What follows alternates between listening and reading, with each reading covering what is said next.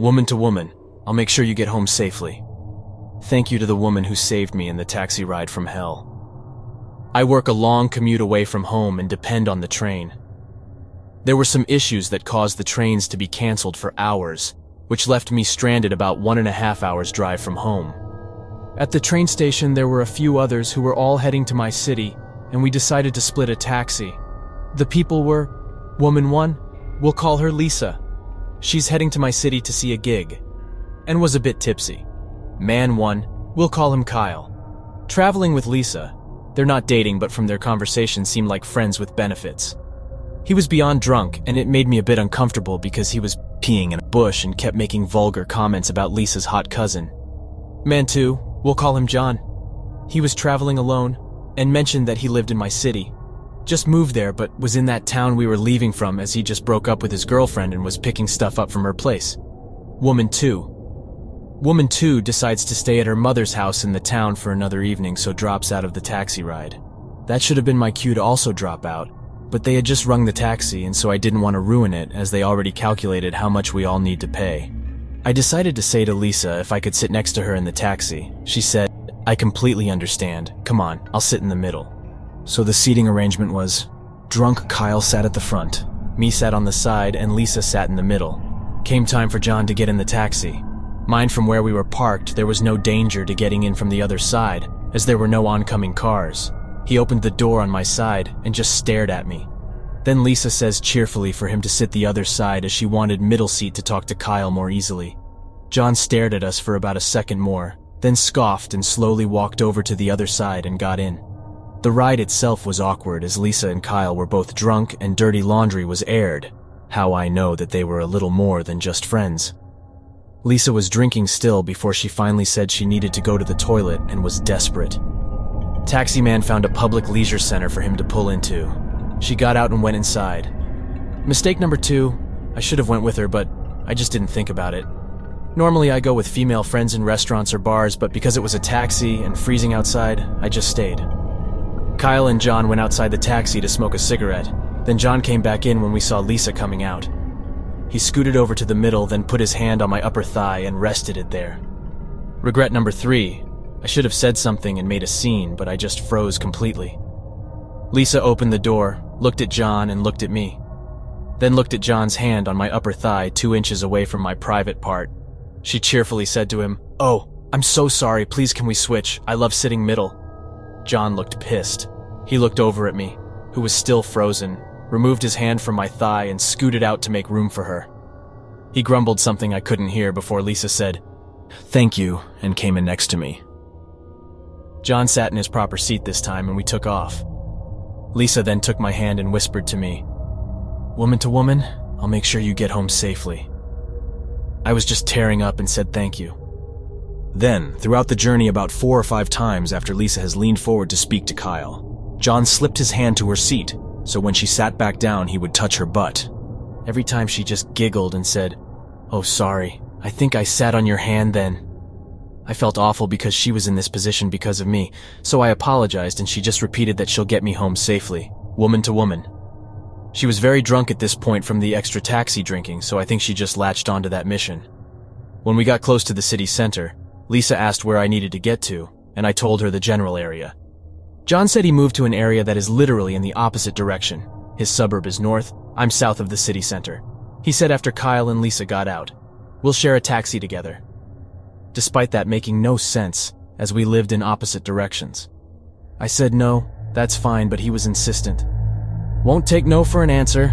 Lisa was too drunk and crying about how much she loves her dog at this point to protect me. I texted my husband that I was terrified, and if he could walk up to come get me. My husband booked it over as fast as he could. After we got out of the taxi, John was getting his bags out of the trunk, and I said bye to Lisa, and just ran as fast as I could to make it to my husband. We say it all the time, but it needs to be said again. Forget being polite when you feel scared. John probably latched onto me because I was traveling alone while Lisa was with a man. Also, Lisa is right. Girls need to stick together.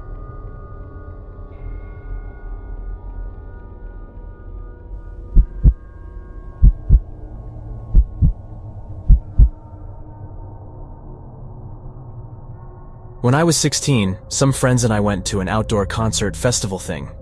We parked at the mall and took a shuttle to the venue. For perspective, the mall is a 20-minute drive from our houses, and the venue is another 20 minutes away in a different direction. During the concert, I end up losing my friends in the crowd. I didn't care much, as I wanted to get to the front, and I could just call them after the concert ended. Well, of course, I lost my phone somewhere in the sea of people and don't even notice till the last show wraps up. I search the ground as the people dissipate with no luck. Reluctantly, I just hop on the bus heading back to the mall, hoping to meet them at the car. The car is gone, and I start to freak out a little bit. It's 10 p.m. when I head to the bus station to see when the next bus to my city is coming.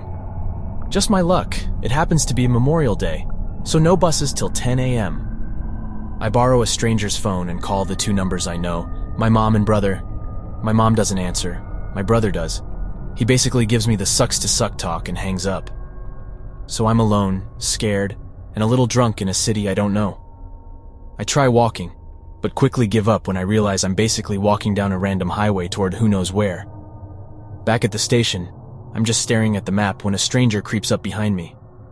He asks where I'm heading, and I tell him the truth. He, conveniently, is going to the same city and asks if I'd like to split a cab. Realizing this is my only option, as I didn't have enough on my own, we get in the car. Turns out he has even less than I do. We barely have enough to get to the heart of the city, which is a 10-minute drive from my house, but at least I know my way home from there. During the drive, this guy gets progressively more creepy. I already told him I'm 16 and he's 25.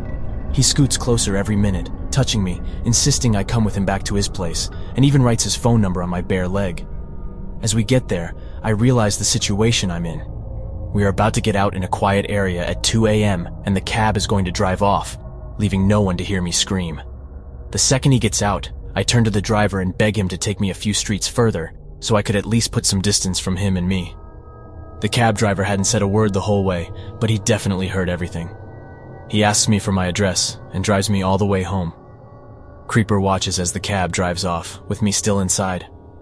When we got to my home, I offered to wake my mom up to pay him, but he declined, saying he's just glad I'm safe. I broke in through the kitchen window, got to bed, and cried my tears of relief for who knows how long. So to the creep who tried to get with a teenage girl, I hope I never see you again. And to the cab driver who saved my skin, thank you. Thank you so effing much.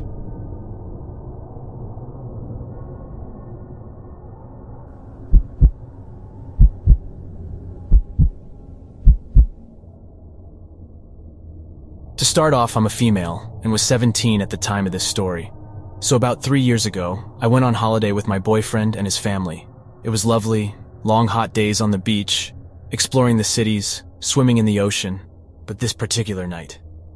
My boyfriend and I had hung out with his stepsister, who we'll call Sarah, for most of the holiday. She's a year younger than us, and likes getting drunk. Despite the fact she annoyed us by following us all the time, we still hung out with her. So this one night she suggests we go and find a club.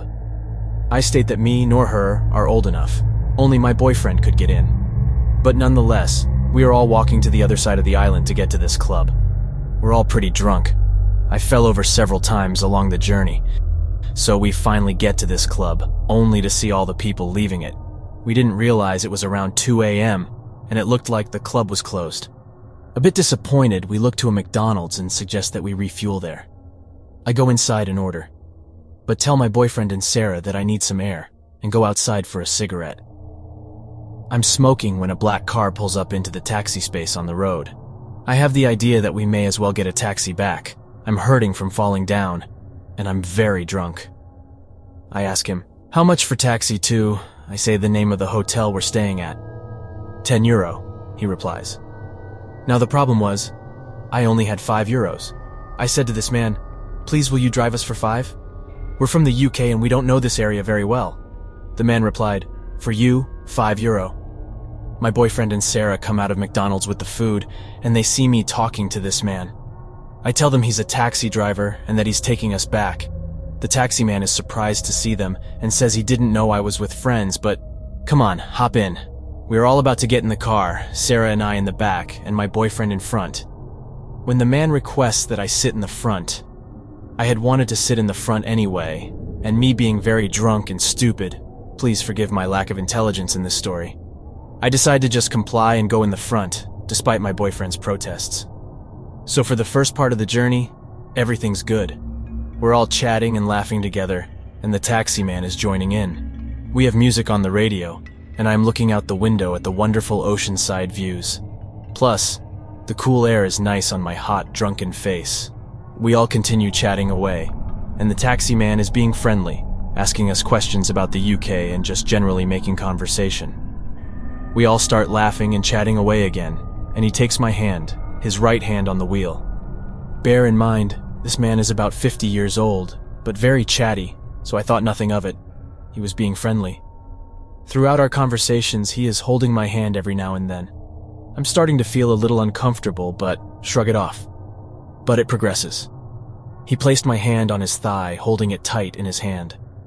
I move over on my seat, away from him, but he keeps my hand there. I turn around and make eye contact with Sarah, and she mouths, "Are you okay?"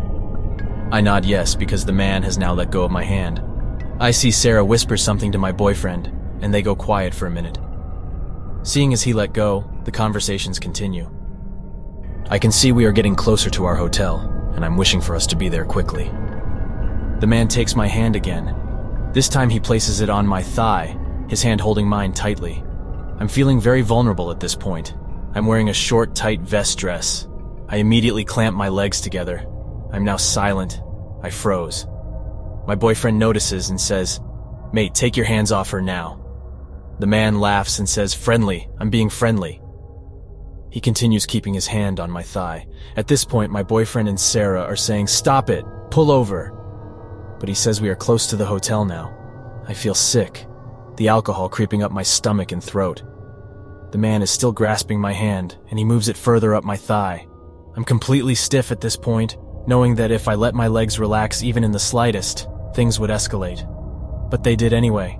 He guided my hand up, and with one of his fingers he touched me. I don't need to say where because you already know. I stare out the window and I'm begging for the car to stop, and luckily it does. I jump out the car, and my boyfriend and Sarah are looking at me. "He touched me," I say. My boyfriend races over to the driver's window, shouting and screaming at him, but the man speeds off, very fast. And as he does, my boyfriend kicks his license plate, and we see it dent.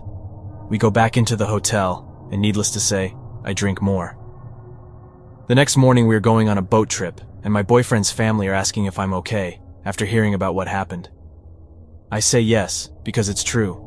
It's over now, could have gone a lot worse, and I hope I'll never see him again. We leave the hotel lobby, and that's when I see them. Taxis. They're all white, with yellow taxi signs on top of them. Pulled in the taxi ranks. I head over to one. "Excuse me," I say to a taxi man. "Are all taxis white here?" "Yes," he says. "All taxis here are white with the sign on top."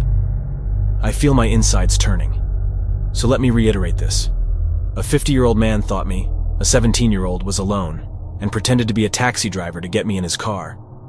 So to the creep in the taxi, I hope I never see you ever again.